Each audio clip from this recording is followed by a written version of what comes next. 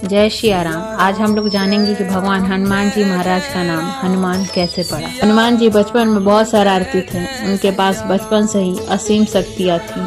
एक बार हनुमान जी को भूख लगी तो उन्होंने आसमान में चमकते सूर्य को फल समझ लिया। वह अपनी शक्ति से उड़कर सूर्य देव के पास पहुंच गए और उन्होंने सूर्य देव को अपने मुंह में पकड़कर रख लिया।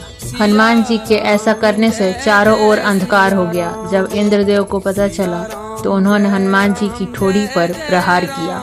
इंद्रदेव के प्रहार से हनुमान जी बेहोश हो गए। इंद्रदेव द्वारा हनुमान जी को मारने के कारण पवन देव क्रोधित हो गए। वह हनुमान जी को लेकर एक गुफा में चले गए और उन्होंने हवा का संचार रोक दिया, जिससे सभी प्राणी बिना हवा के तड़पने लगे। ब्रह्मा जी तुरंत वहां पहुंचे। ब्रह्मा जी ने हनुमान जी में जीवन का संचार किया। वायुदेव ने ब्रह्मा जी के कहने पर पुनः वायु का संचार दिया। इंद्रदेव के प्रहार के कारण हनुमान जी की ठुड्डी टूट गई थी। ठुड्डी को संस्कृत में हनु कहते हैं, इसलिए हनुमान जी का नाम हनुमान पड़ा।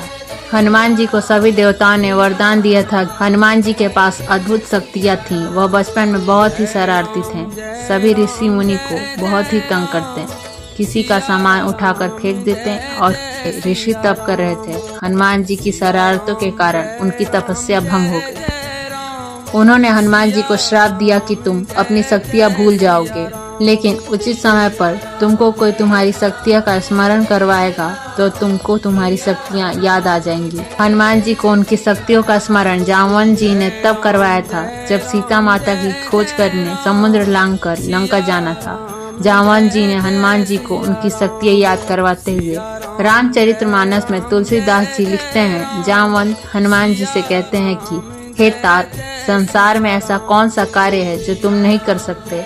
श्री राम के कार्य के लिए तुम्हारा अवतार हुआ है।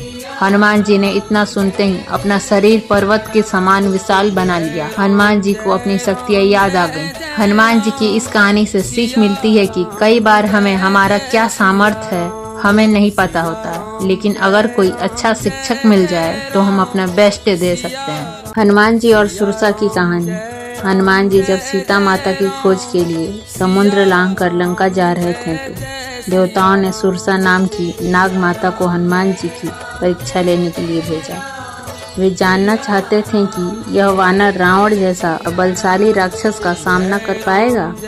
सुरसा हनुमान जी को देखकर कहने लगी, आज देवताओं ने मुझे बहुत अच्छा भोजन दिया है, मैं तुम्हें खाऊंगी।